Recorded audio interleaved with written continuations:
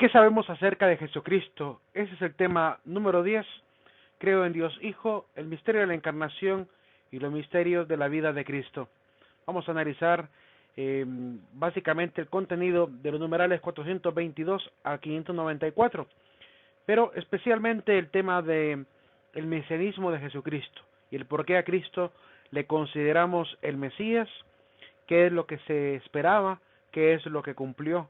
Y básicamente vamos a ver un cuadro comparativo alrededor de estas dos realidades. Leamos Hebreos capítulo 1, versículo del 1 al 2.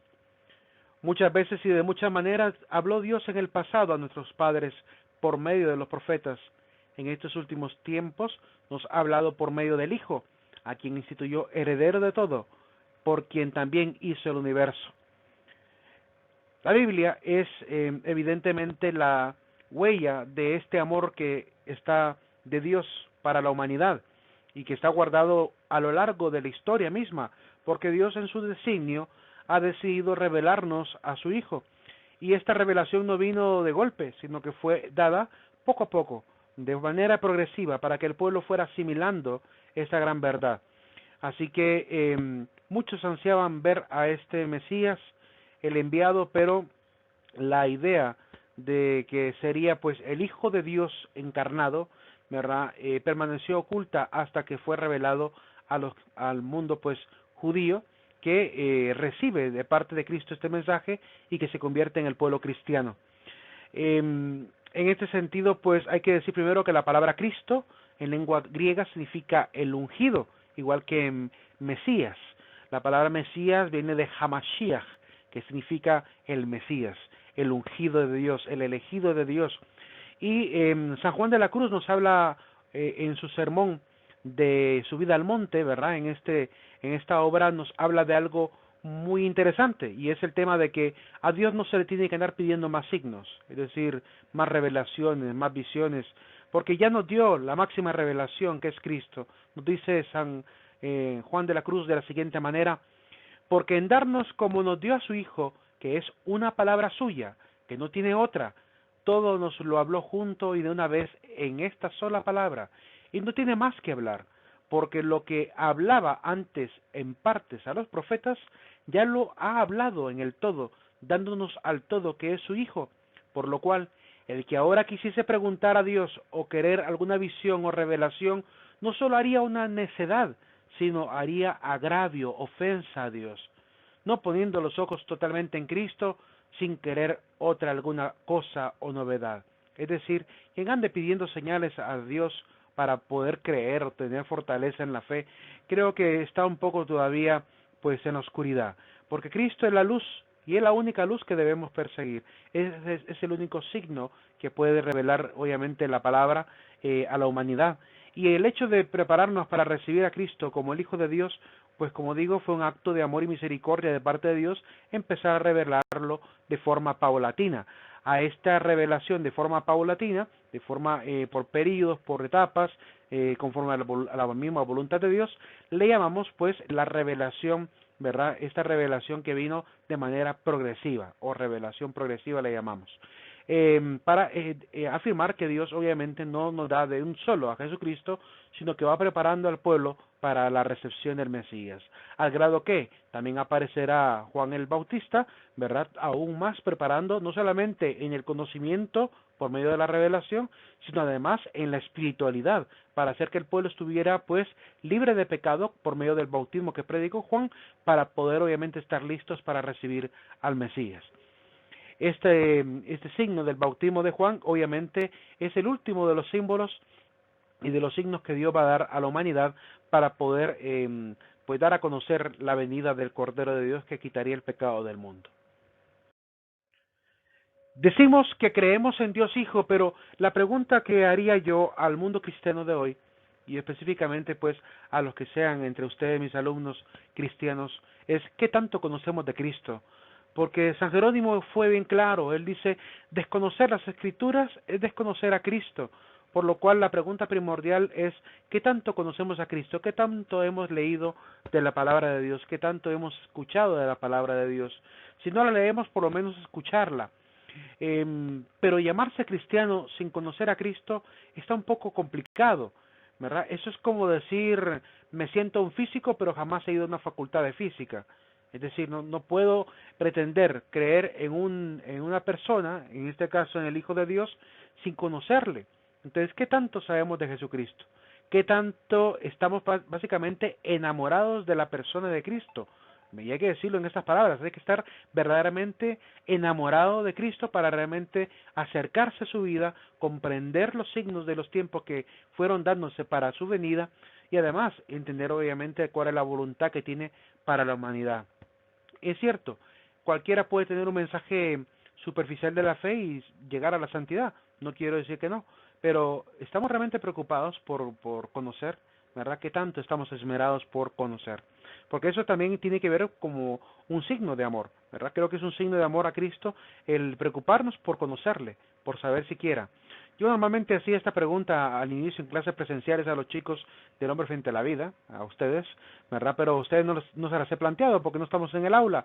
En el aula normalmente es más fácil poder explorar aún más estas preguntas. Pero yo normalmente hacía preguntas un poquito, pues, de básicas de la fe. Por ejemplo, ¿qué significa la palabra Jesús? Y me encontraba con la sorpresa de que la mayoría que me habían levantado la mano diciendo que eran cristianos no sabían ni siquiera el significado del nombre de Jesús. Y eso obviamente me entristece, ¿verdad? En realidad me entristeció mucho, porque significa que en realidad acerca de Cristo pues conocemos solo lo general. Y no quiero decir que sea tan importante saber el significado, no quiero decir eso. Simplemente digo que pues yo esperaría que al menos de un aula de 50 estudiantes, donde al menos el 50 o 60% es católica, ¿verdad? Al menos uno supiese el significado de la palabra Jesús, del nombre de Jesús, que es Yeshua en arameo, Yeshua en el hebreo, es Dios salva o Yahvé salva. Es que en el nombre de Jesús está guardada incluso su misión. Y eso es algo muy natural dentro de los textos bíblicos, que los personajes bíblicos tengan nombres que básicamente anticipan cuál sería su misión. Miren, por ejemplo, Juan el Bautista el nombre de Juan significa Dios es misericordioso. Y lo que Juan vino a dar es un bautismo de misericordia para preparar al pueblo para recibir al Mesías que redimiría, ¿verdad?, a la humanidad.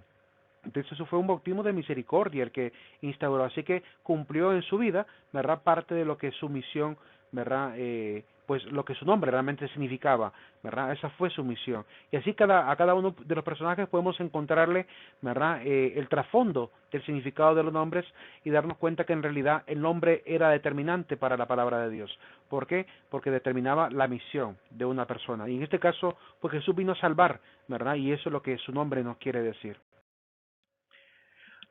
Hablemos de las profecías. Las profecías que van a anunciar a Cristo. Vamos a hacer una comparativa entre el anuncio y el cumplimiento. Comenzamos con la primera profecía. Obviamente son muchísimas, pero no podemos abarcarlas todas. Hay varias iglesias que han intentado pues sintetizar cuáles son las profecías e incluso algunas se atreven a decir que llegamos a aproximadamente a 300 profecías o más, ¿verdad?, acerca de Cristo, ¿verdad? Recuerdo haber leído un artículo donde mencionaban, por ejemplo, cuál es la probabilidad matemática de que alguien en un momento histórico cumpliera las más de 300 profecías acerca de Cristo. Entonces, evaluando eso desde el punto de vista estadístico o matemático, probabilístico, pues se llega a una probabilidad bastante altísima, perdón, bastante baja, es decir, altísima en cuanto a que se aleja de la posibilidad. Es decir, que es muy poco probable que un personaje histórico de Israel cumpliera con el nombre, el lugar de nacimiento, su misión, lo que dirían de él, lo que harían de él, cómo lo tratarían, todos esos detalles que están anunciados desde el Antiguo Testamento, ¿verdad? Hasta ahora, entre los diferentes personajes de la historia, solamente Jesucristo ha cumplido a cabalidad, ¿verdad?, con todas las profecías. Y obviamente el pueblo cristiano estamos seguros de que él era realmente el Mesías y el enviado de Dios, porque obviamente tenemos al Espíritu Santo que nos sigue obviamente pues inspirando y dando a conocer estas verdades tal como él mismo lo prometió. Eh, Ahora bien, es interesante y quiero remarcar un detalle. En un video muy interesante, un experimento social, se puede ver que un descendiente de israelitas, es decir, un hebreo, era un judío, se fue a Israel, pero obviamente él ya cristianizado, él se convirtió al cristianismo, y se fue a Israel a preguntarle a sus conciudadanos, mejor dicho, a sus compatriotas, si habían leído el texto de Isaías 53, donde habla del siervo de Yahvé, donde se explora el tema del sacrificio del siervo de Yahvé, del dolor, de cargar con las culpas de todos, de haber sido maltratado por todos, tenido a poco por muchos, dentro del mismo pueblo de Israel. Y la sorpresa de él fue de escuchar a sus mismos conciudadanos o compatriotas de que en realidad no les habían explicado ese texto. Y él les hizo una pregunta interesante. Le dice, si el personaje que está narrado en las profecías del siervo de Yahvé fuese un personaje histórico, ¿cuál diría usted que es? ¿Cuál personaje histórico cree que hasta ahorita, de los que ya han surgido en la historia, cuál cree usted que cumple a cabalidad lo que dice pues el texto de Isaías? Y la gente pues terminó prácticamente llegando a la misma razón, ¿verdad? Llegando a la conclusión de que el único personaje que cargó con las culpas, que fue torturado, que fue despreciado por el mismo pueblo de Israel, que básicamente fue llevado como cordero al matadero, que básicamente se dice que expió las culpas del pueblo, el único personaje del cual se ha dicho que cumple a cabalidad con todo esto es Jesucristo. Entonces la gente misma de Israel, sin ser cristiana, llegaba a la conclusión que un personaje, el único personaje histórico que cumple a cabalidad con todas las características de la profecía de Isaías es Jesús. Entonces, si eso lo hace un pueblo judío consciente e imparcial, que trata de ver el asunto con objetividad, pues para el mundo cristiano básicamente es la confirmación nada más de que estamos en lo cierto, ¿verdad? Y es lo que confiamos, sabemos y tenemos por esperanza de que no seremos defraudados en el Señor, de recibir obviamente todas las promesas que Él nos ha dado. Nacería de una mujer, dice Génesis 3:15, enemistad entre ti y la mujer pondré, entre tu linaje y su linaje. Él te pisará la cabeza mientras acechas tú su carcañal, ¿verdad? Y el texto de Pablo en Gálatas 4:4 nos dice, pero al llegar la plenitud de los tiempos envió Dios a su Hijo, nacido de mujer, nacido bajo la ley.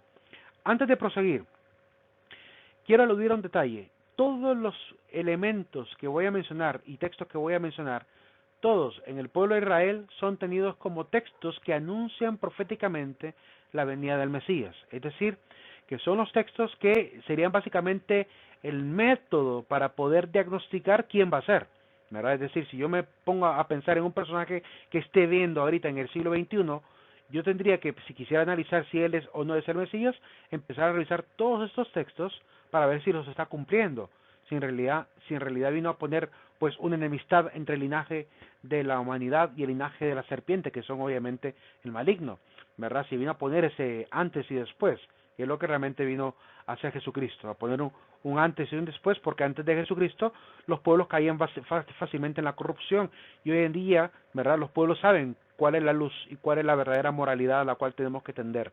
Entonces, los principios morales del cristianismo vinieron a poner un antes y un después, ¿verdad?, en el tema de la corrupción humana, por lo cual, obviamente, en Jesucristo se cumple perfectamente esta profecía. Sería descendiente de Abraham, dice Génesis 22:18. Por tu descendencia se bendecirán todas las naciones de la tierra, en pago de haber obedecido a mi voz. Es decir, en este texto, y aluden algunos eruditos, que el texto dice por tu descendencia, no por tus descendientes. Lo está poniendo en forma singular.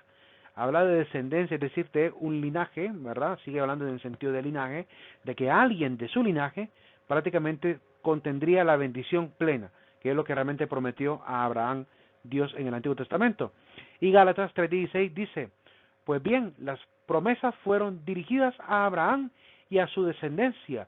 No dice y a los descendientes, como si fueran muchos, sino a uno solo, a tu descendencia, es decir, a Cristo. Así lo interpreta Pablo. Y hay que decir un detalle bien interesante. Pablo era fariseo y él conocía con mucha ortodoxia el tema de la interpretación mesiánica acerca de los textos. Entonces, ver a un fariseo como Pablo, ¿verdad?, formado como fariseo, hablar de ese texto, afirmando que en realidad está hablando de descendencia en singular y no descendientes en plural, es evidentemente algo que ya tenían claro los fariseos. que sabían que era un personaje, que no iban a ser muchos, era un solo personaje quien cumpliría, ¿verdad?, básicamente la plenitud y bendición que a Abraham se le dio. Sería descendiente de Isaac y de Jacob, ¿verdad? Obviamente si procede de Abraham, pues va a descender de Isaac y de Jacob, ya que ellos son hijos de Abraham, pero en esa secuencia, sí, porque hay que recordar que en el caso de Abraham también tuvo a Ismael, es decir, el Mesías no viene por el lado de Ismael, sino que viene por el lado de Isaac, ¿verdad? Y de Isaac, que tuvo muchos hijos, también pues el lado de Jacob, ¿verdad? Y así cada uno. Entonces, el linaje tendría que llevar una línea vertical, ¿verdad? Desde Abraham hasta el último, en este caso, pues el padre del Mesías. Y obviamente sabemos que el linaje de Jesucristo está narrado en el Evangelio, tanto por el linaje legal que obtuvo gracias a José, que también era descendiente de David, como por el linaje materno. Si ustedes se fijan en la Biblia, aparecen dos linajes. Un linaje que termina en, en un abuelo de Jesús llamado Leví y en otro llamado Jacob. Entonces, cuando uno ve estos dos linajes, uno dice, o estas dos ascendencias o genealogías de Jesús, uno se fija en que cómo es posible que a Jesús le coloquen como abuelo a Leví y al mismo tiempo diga otro texto que es Jacob. Eso solo tiene una explicación, que está considerando el linaje, además del linaje por el lado legal de José, siendo él su padre legal, ¿verdad?, padre putativo, pues por el lado también de María, ¿verdad?, porque María también era descendiente de la casa de David. Por esa razón es que, a pesar que el linaje se presenta en función del padre, ¿verdad?, está hablando también del linaje de la madre. Y en este caso, pues Jesús cumple por ambos linajes, tanto del padre como de la madre, ¿verdad?, la descendencia. Dice el texto número 24:17. 17:19. Respondió Dios, sí, pero Sara, tu mujer, te dará a luz un hijo y le pondrás por nombre Isaac. Yo estableceré mi alianza con él, una alianza eterna, de ser el Dios suyo y él de su posteridad. En número 24:17 dice, lo veo, aunque no por ahora, lo diviso, pero no de cerca. De Jacob avanza una estrella, un cetro surge de Israel, aplasta las sienes de Moab, el cráneo de todos los hijos de Set, ¿verdad? Hay que recordar obviamente que según cómo se llama la historia de Israel, pues todos los pueblos aledaños son pueblos paganos.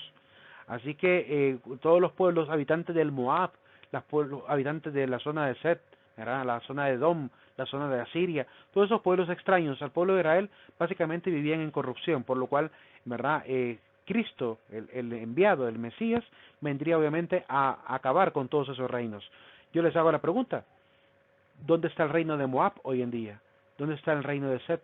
¿Dónde está el reino de Edom? ¿Dónde está el rey de los amalecitas, de los filisteos? ¿Dónde están todos esos reinos? Ya no existen. Todos esos reinos quedaron destruidos por completo. ¿Sí? Están obviamente las regiones donde habitaban estos pueblos, pero no existen ya los reinos. Han caído por completo. ¿Y cuál es el único reino de carácter religioso que sigue todavía presente? Además del pueblo de Israel, que sigue siendo todavía el pueblo de Dios, porque no se ha acabado de la promesa de ser pueblo eterno de Dios, ¿verdad? Obviamente los descendientes del pueblo de Israel, que son todos los cristianos, porque también nos consideramos judeo-cristianos. Por esto obviamente descendemos de la fe de Abraham, ¿verdad? Y por ende, entonces, tenemos obviamente la misma esperanza que el pueblo de Israel, de habitar la nueva Jerusalén. Así que es el único reino todavía presente desde la antigüedad, y va a seguir hasta que venga obviamente el final de los tiempos. Lucas 3:34 dice, Judá, hijo de Jacob, hijo de Isaac, hijo de Abraham, hijo de Tara, hijo de Nahor. Es el texto de Lucas donde está hablando de la genealogía de Jesús y obviamente habla de que desciende de Abraham, de Isaac y de Jacob. Perfectamente. La siguiente profecía es que procede de la tribu de Judá. Génesis 49:10 está la promesa. No se irá de Judá el báculo es el símbolo de la autoridad, el bastón de mando de entre tus piernas, hasta tanto que se le traiga el tributo y a quien rindan homenaje en las naciones. ¿Cuál es el único personaje de la historia que todavía en el siglo presente le seguimos rindiendo homenaje en todas las naciones? No hay otro personaje, Jesucristo es el único, al que en todas las naciones le rendimos homenaje. Los budistas solamente en las zonas de los países que son budistas, ¿sí? A Mahoma solamente en los países en que realmente hay el Islam, ¿verdad? Que está vivo el Islam. Y Mahoma, hay que decir, Mahoma no es considerado el profeta que había de venir. Al contrario, ¿verdad? Mahoma más bien habla de este profeta. Mahoma refiere a este profeta, ¿verdad? Y obviamente sigue hablando al pueblo de Dios, ¿verdad? Acerca de en la lectura, no solamente del Antiguo Testamento, sino también de los Evangelios. Quien ha podido leer el Corán se da cuenta que él manda no solamente a guardar la Torá, sino también a poner atención en los textos del Evangelio, porque ahí está obviamente el resto, la plenitud del conocimiento que Dios tenía que dar a la humanidad. Entonces, ¿de quién nos habla los evangelios? Es la pregunta. Si el Islam refiere a Cristo, pues obviamente, ¿verdad? Seguimos obviamente en el mismo tema, ¿verdad? Lastimosamente el pueblo de los islámicos todavía no consideran a Jesucristo como el Mesías, ¿verdad? El Hijo de Dios. De hecho, es escandaloso para ellos decir que Jesucristo es el Hijo de Dios. Pero para los cristianos, al leer los evangelios, que son obviamente invitados desde el Corán a leerse, obviamente ahí encontramos las pruebas de que Cristo es Hijo de Dios. Él mismo básicamente afirma que su reino no es de este mundo, afirma que Dios es su Padre, afirma que Él y el Padre son uno, y Juan definió a Jesucristo como el Verbo encarnado, que en el principio era la palabra, y estaba con Dios, y era Dios, dice el texto de Juan 1:1. Así que desde el punto de vista del Evangelio, ¿verdad? Jesucristo es Hijo de Dios, es vástago de Dios, ha sido engendrado por Dios. El cumplimiento pues está en Mateo 1, del 2 al 3. Abraham engendró a Isaac, vuelve a mencionar la genealogía, pero en este caso ya no de Lucas, sino de Mateo, ¿verdad? En estos dos textos pueden ver ustedes la genealogía de Jesús, en el texto de Lucas y en el texto de Mateo, para que puedan comparar, ¿verdad? Y se puedan dar cuenta de esto que mencionaba del abuelo de Cristo, ¿verdad? El abuelo materno y el abuelo legal paterno, ¿verdad? Que en este caso en el pueblo de Israel, pues un padre que tenía a su hijo, ¿verdad? Aunque fuera su hijo adoptivo, era un hijo legal, ¿verdad? Desde el punto de vista de la ley, igual que hoy en día, ¿verdad? Es un hijo legal. Será el heredero del trono de David, dice Jeremías 23:5. Mirad qué día viene en oráculo de Yahvé, en que suscitaré a David un germen, es decir, un retoño, un vástago. Reinará un rey prudente, practicará el derecho y la justicia en la tierra. En Mateo 1:1, vuelve a mencionar, este es el libro de la generación de Jesucristo, hijo de David, hijo de Abraham. Así comienza el Evangelio de Mateo, afirmando que Jesucristo es hijo, descendiente tanto de David como Abraham, así que cumple tanto con el linaje de la fe, que viene de Abraham, como el linaje real, que viene de David. Está la profecía de que nacería en Belén. En Miqueas capítulo 5 del 1 al 2 dice: mas tú, Belén Efratá, aunque eres la menor entre las familias de Judá, de ti ha de salir aquel que ha de dominar en Israel, y cuyos orígenes son de antigüedad. Este texto es muy importante, porque dice que los orígenes de aquel que había de venir tienen sus orígenes en antigüedad, desde los días de antaño. Es decir, que cómo es posible que alguien va a venir en el futuro, pero a la vez ya existe en el pasado. ¿Qué tipo de personaje es ese? ¿Cómo es eso de que sus orígenes están en la antigüedad, en los días de antaño, pero viene en el futuro? Eso solamente lo podría ser alguien que tenga eternidad, para quien no tenga tiempo, ni presente ni futuro. Solo alguien con esa condición podría cumplir con este requisito. Por eso Él los abandonará hasta el tiempo en que dé luz, a la que ha de dar luz. Vuelve a mencionar lo que Isaías ya nos había anunciado. Entonces el resto de sus hermanos volverá a los hijos de Israel. Y en Mateo 2:1 pues se viene el cumplimiento: nacido Jesús en Belén de Judea, que es el mismo de Belén de Efrata, o Éfrata, en tiempo del rey Herodes, unos magos que venían de Oriente se presentaron en Jerusalén. Es decir, que en Belén de Efrata, que queda cercano a Israel, ¿verdad? Muy cercano. De hecho, Galilea queda bien al norte, ¿verdad? Y Jerusalén tiene bien tiene al sur occidente de la tierra de Israel, de la actual llamada Palestina, ¿verdad? Mal llamada Palestina. Pues ahí se menciona pues esta región, Belén de Efratá o Belén. Todavía existe Belén. De hecho, ahí está la famosa Basílica de la Natividad. Bien, chicos, hasta aquí nos quedamos por este tema de profecías. No quiero hacer el video demasiado largo, ¿verdad? Así que voy a continuar las profecías en el siguiente video.